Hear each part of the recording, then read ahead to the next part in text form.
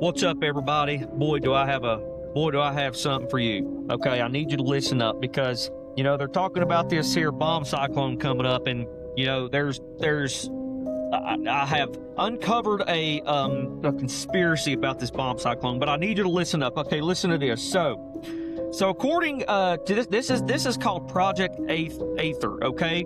And I found this on the web. I'm not going to tell you where, but listen to this. It's quite believable. So the news is calling this a historic bomb cyclone, and if anybody doesn't know, the Northeast is getting ready to get hit with a big old nor'easter, is what they call it, snowstorm. But it isn't just a collision of air masses.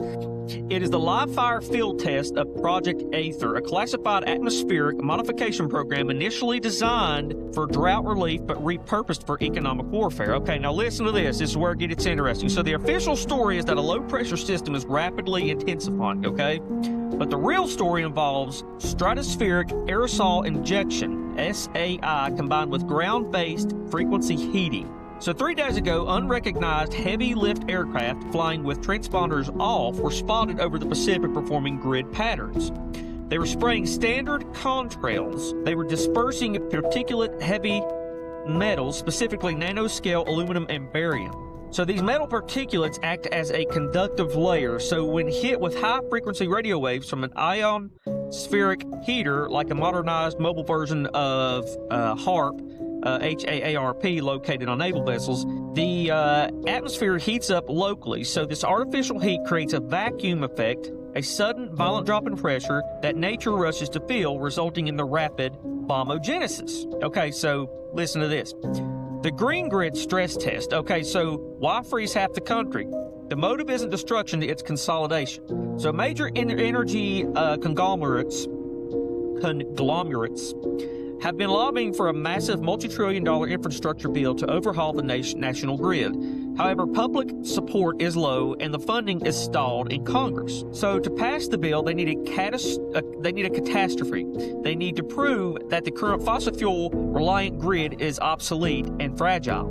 So by inducing a storm severe enough to collapse the power grid in key regions, they create a state of emergency. This allows them to bypass regulatory hurdles, unlock emergency federal funding, and award no-bid contracts to the very defense firms running Project Aether.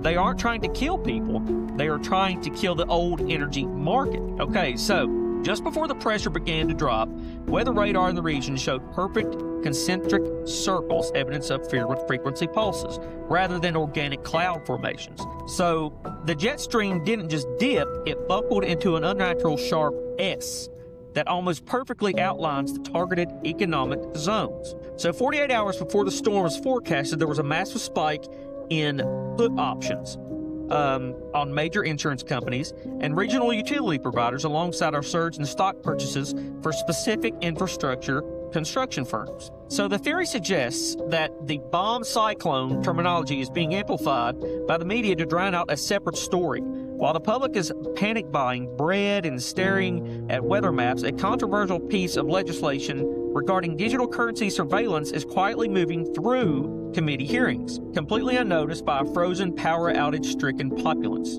So here's the narrative. The storm isn't just an act of nature, it's a controlled demolition of the atmosphere designed to freeze the assets of the middle class and heat up the profits of the elite. Now, I just want you to think about that. It's a theory, but my goodness, it does sound pretty convincing. Let me know what you think down in the comments.